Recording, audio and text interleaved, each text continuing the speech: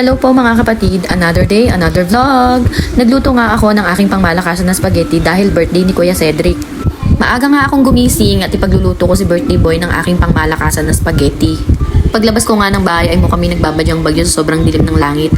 Naglakad ako papuntang tindahan para bumili ng kape. Nakapagpakulo na nga ako at nagtimpla na agad ako ng kape. Pagkatapos kong magmuni-muni habang nagkakape at isipin kung kailan mapupunta sa akin ang brilyante ng apoy, kinuha ko na nga ang kahon at inilabas ko na ang aking mga lulutuin.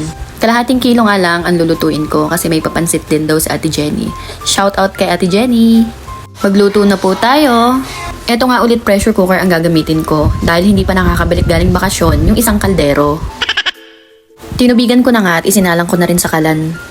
Nilagyan ko na nga ng asin at mantika. Eto kasi yung paglalagaan ng pasta. Sinabay ko na rin yung itlog. Tinakpan ko muna yung kaldero habang hinihintay sa ilang minuto na pagkulo. Hiniwa-hiwa ko na lahat ng rekado gaya ng sibuyas, bawang, carrots, hotdog, at mushroom. Pagkatapos nga ng ilang minuto, kumukulo na yung tubig. Nilagay ko na nga yung pasta ng royal. Kinuha ko na nga rin yung sinabay kong itlog na nilaga at tinakpan ko ulit para malaga naman yung pasta. After nga ng ilang minutong paglalaga sa pasta, chinek up ko muna sila kung malambot na.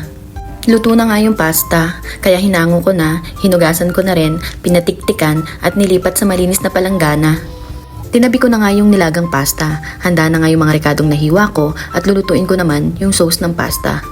Naglagay na nga ako ng mantika, sinunod ko na yung sibuyas, bawang at Argentina corned beef. Hinalo-halo ko bagya at nilagay ko na rin yung hotdog, sunod na rin yung mushroom. At nilagay ko na yung rich antique spaghetti sauce ng Royal. Sunod ko namang nilagay yung Jersey condensed milk at yung UFC tomato sauce.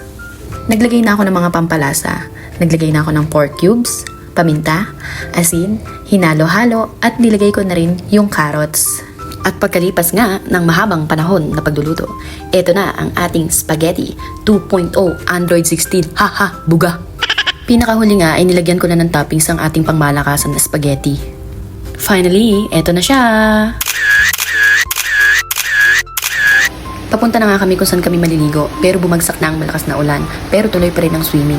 Happy birthday, Kuya Cedric! Sana'y mabusog mo kami! And yun lang po for today's video mga kapatid. Saturday ganap. Please don't forget to follow, like and share for more videos at subscribe na rin po sa YouTube channel ko. Thank you po. Bye-bye!